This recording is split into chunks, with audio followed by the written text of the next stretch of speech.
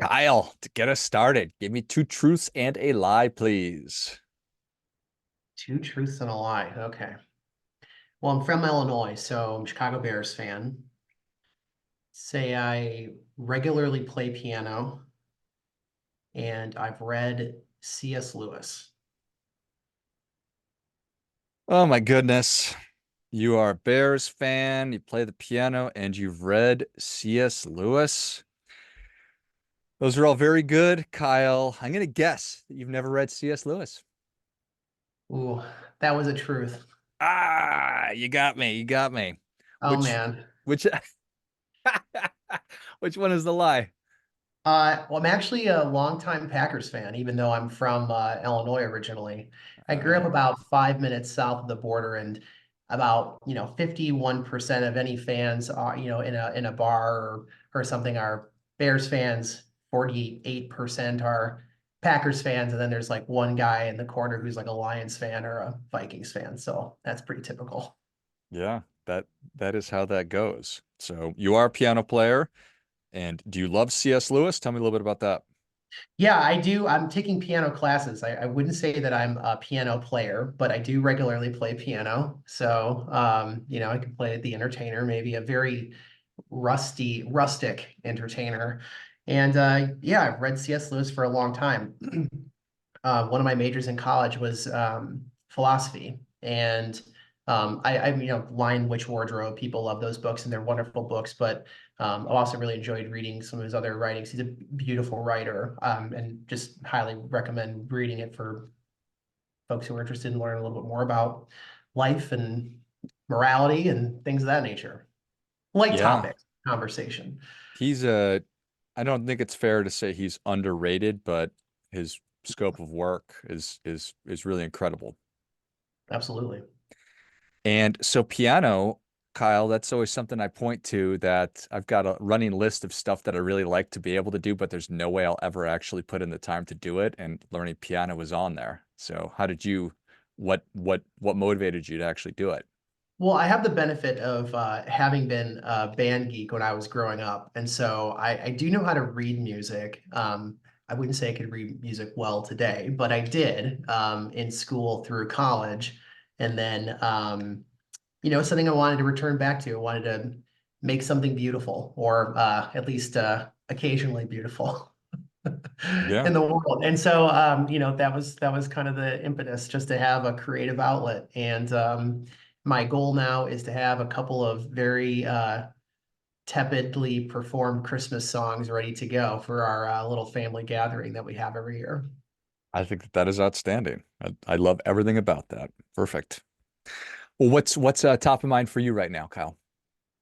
Yeah, what's top of mind for me is, as a financial planner, and also as a more recently married financial planner. We actually just celebrated, my wife and I, we celebrated our 3-year anniversary yesterday, incidentally. And we've been together for some Congratulations. time.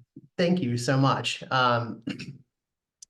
And one of the key considerations or factors that a financial planner helps clients with is this huge life event, retirement, right? And there's so many things bound up in it. And of course, I think it's well treaded terrain that, advisors may not spend enough time talking with clients about softer skill sets or helping them to paint a vision, right? We may, and I'm guilty of this too, spending a lot of time talking about projections and forecasts and returns and rates and inflation and things of this nature. But I've tried to orient myself more as I become a more experienced advisor to trying to paint that picture. And really, I'm a curious person naturally, and I want to bring that to life for people. And I'm excited about what's next for them.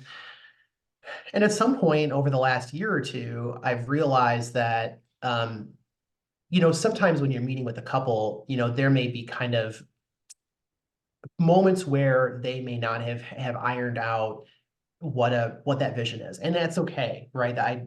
No one, I would not expect anyone to come prepared with all of those answers and to kind of have a perfect ironclad view of what their next life stage is going to look like. But um in a lot of cases, I've come to realize that it's so important to not only be comfortable with yourself and what your own vision is, but then just to have those conversations with your spouse and to do it well ahead of time, right? To talk about the trajectory of how you're growing, because ideally, you'd like to try to grow, both be a good collaborator today, but then also grow together. I think it's such an important thing that's definitely not talked about enough. It's hard enough just as an individual, to your point, to kind of get a sense of what do I want? Well, I want to have a good day and I want to eat something and then I'm probably going to watch TV. No, I'm like, what do you want for your future? And then all of a sudden now we're married and now we're supposed to be able to have that conversation together. It's not obvious at all to me. Right, absolutely. And it's also when you think about it, it's like, oh yeah, that's obvious that we'd want to do that. But just because something is obvious that we ought to do it doesn't mean that I then know how to do it or even sort of what's that first step, because that's, for lack of a better term, a big conversation. It's also just that there's just so much bound up in this life event that it's so easy to forget about the various things you may want to be thinking about, and um it's not intentional. It's not it's a perfectly honest consideration that you may just not have given enough consideration to. um and in some sense, maybe you have created some assumptions in your mind about what this other person, the person in your life may want for themselves and for you. And if you're not engaged in an ongoing conversation with your spouse, there may be opportunities for miscommunication and a misalignment of expectations. It's so top of mind right now. It's very interesting. The New York Times actually just had an article about this, a write-up um, about this very topic. And they, a wonderful, wonderful writer. It was a wonderful article. Spend a lot of time talking, of course, less about the financial planning aspect of that event, and much more about you know what each couple or each spouse envisioned for themselves and how it was different and how that created some tension. It'd be weird if you did, if you wrote down what you wanted your retirement to be like, and then your wife wrote it down and they were exactly the same. That would be just preposterous. It's clearly they're going to be different. And if we don't address that, then we're not going to get what we want. That's what we call an open book test, right? Mm-hmm. You've sat down with your spouse and you've said, hey, what do you put number 3 here in your priority list of?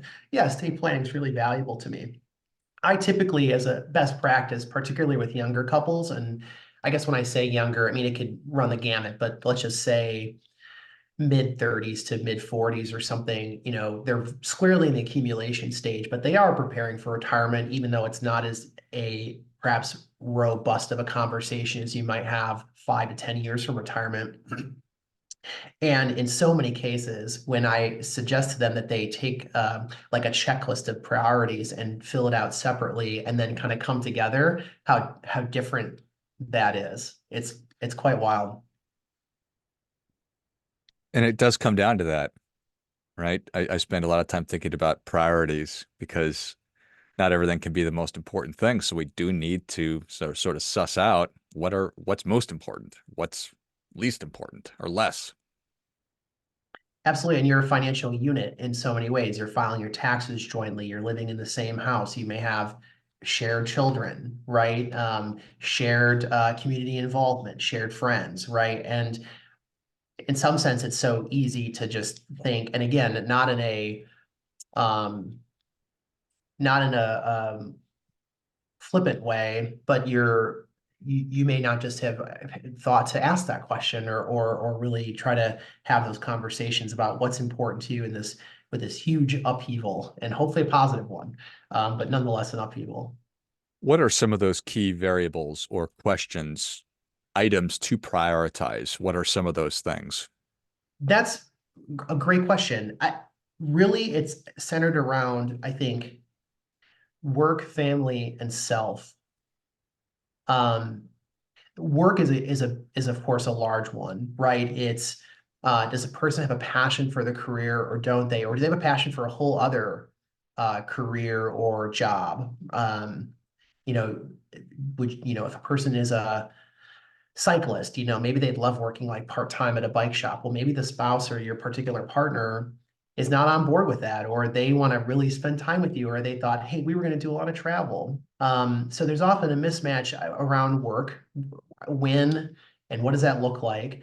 For so many folks, it doesn't simply mean I'm one day working and then the next day I'm not working, although that may be the case.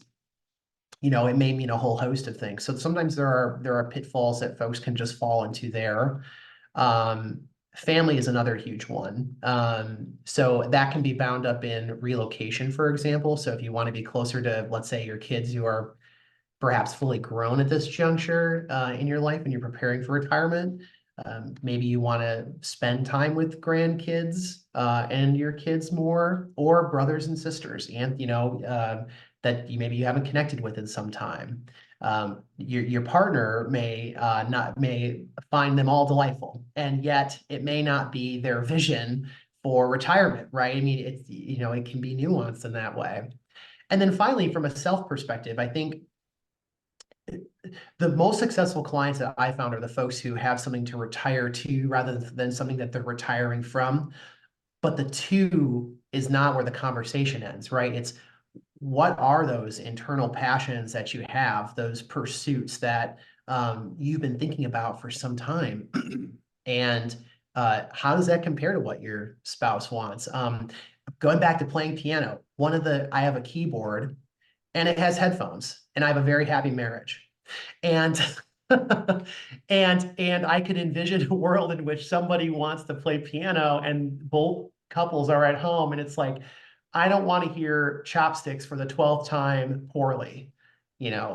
Kyle, please stop.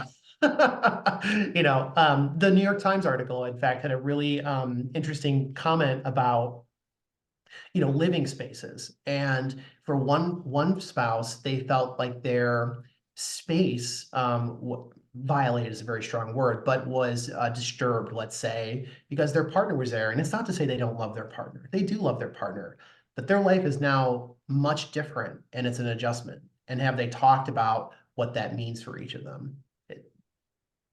Yeah, those are all giant things for sure. And I mean, what happens if you don't think about these things, if you don't talk about them? Well, I think it just adds to the stress level around all of the other things that are bound up in this big event. So, in many cases, you have enough to contend with trying to determine what your health insurance, some of the blocking and tackling that's associated with retirement. What is my health insurance going to look like? What is my cash flow going to look like? What's my tax liability going to look like? How ought my investments, how should they be allocated? And what's the risk level I should have as a retiree? Things of that nature, right? And so then you're kind of stacking on these other concerns and issues that just kind of maybe has the potential to exacerbate and make everything just feel a little bit more uncomfortable, you Hmm. know, and just you feel a little less settled, right? So if you could at least have a conversation with your partner about, what's important to you in retirement, then I think you've taken a tension and you've turned it into you've made your partner more of a teammate, right? Someone who can be on your side traveling together and not one way or the other feeling like there's this tide or these considerations that are working against you. Which, that's the last thing that I'm sure that person wanted in the article is if it's the wife who was working full time and then the husband who's staying at home, all of a sudden the wife's around all the time. They love each other, but it's just to your point, it's not a violation. It's just this is just a new thing. And Mhm. it's changing habits and routines. Um, and to not address that, to not be talking about these things is strikes me as just you're setting yourselves up for unhappiness. Absolutely. Yeah. One other aspect that may be worth just noting too, that I actually wrote about in an article a month or two back, before this New York Times article, Um, not nearly as articulate. But anyhow, important information nonetheless is just determining what your financial fitness is. And when I say financial fitness, I mean your kind of expertise and also desire for expertise around financial matters. Things like determining your budget, talking about investments, talking about taxes and things of that nature. Oftentimes, one spouse may not want to have anything absolutely at all to do with it. Another partner, another spouse, or may be very invested and want to learn. And in a lot of cases, I've seen, or another situation is that maybe one person has handled the finances for decades, and now you're retired, and now the other person wants to have some level of involvement in those finances, and that's a new experience. And it's kind of like, hey, this is my territory, this is my division of labor. You did this, and I did this, and it worked well for many years, and now it's changing. So that's another consideration to really think about, is just to talk about, well, who's going to kind of take this on and shoulder this burden? Is it going to be both of us? Is it going to be one or the other, the person who has done this, or is it going to be somewhat different going forward? Is there a right answer to that? No, no, I should say the right answer is what's best for you. Is not to be glib, but it's again, the conversation about what is your desire and your appetite for wanting to be involved in those things. And many couples are, you know, perfectly happy having that division of labor go on. And maybe there's another aspect of their lives that they are more involved in, that the other person can say, hey, I'm taking a step back from this because this is, how we're going to operate going forward. Yeah, I think that makes a lot of sense. When do you think that, or when do you advocate that people start having these kinds of conversations about retirement? I think as soon as possible. The trajectory and the shape of the conversation is going to be much different, right? If you're a mid-30s to mid-50s person, there's kind of the well-treaded, uh, you're in the accumulation phase from the time you have a job till, let's say, you're early to mid-50s traditionally. And then, you're really thinking about retirement, and you're somewhat still in the accumulation stage before retirement, but that pre-retirement phase is much different. So I would say as soon as possible.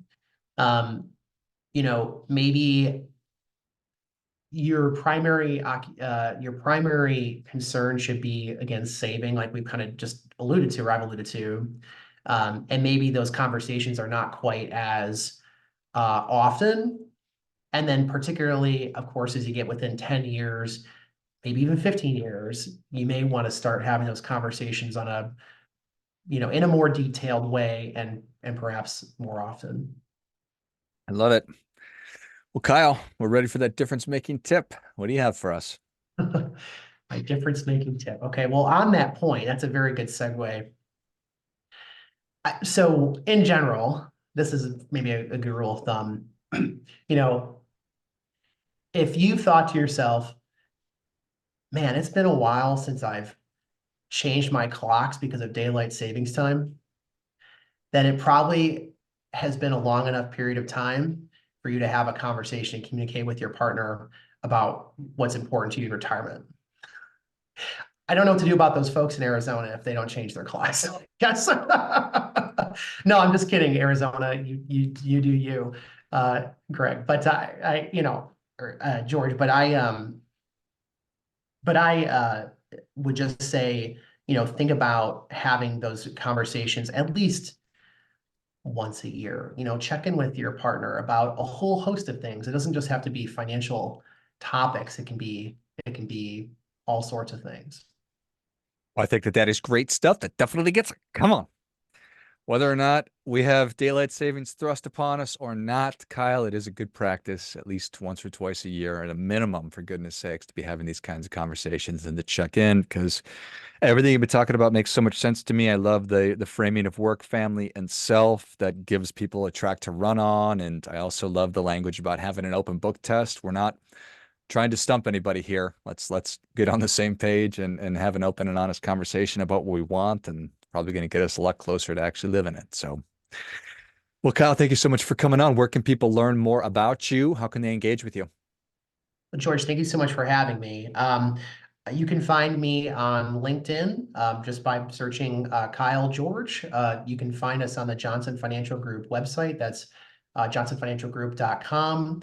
We have a very nice Find an Advisor kind of section where you input your zip code if you're in the state of Wisconsin. And there's a whole host of very talented folks that I work with who can help with a whole litany of things, including financial planning, banking, and so on. So that's where you can find us. Excellent. If you enjoyed this as much as I did, show Kyle your appreciation. Share today's show with a friend who also appreciates good ideas. Find him, Kyle George, on LinkedIn. I'll certainly link that in the notes. And then go to johnsonfinancialgroup.com and check out the great resources. If you are happen to be in the state of Wisconsin, click on the Find an Advisor button. And but to Kyle's point, also offer lots of different financial services for whatever that you are needing. Thanks again, Kyle. Thank you so much. Have a great day. You as well. And finally, friendly reminder, it's never going to be anybody more interested in your financial success than you are. So act accordingly.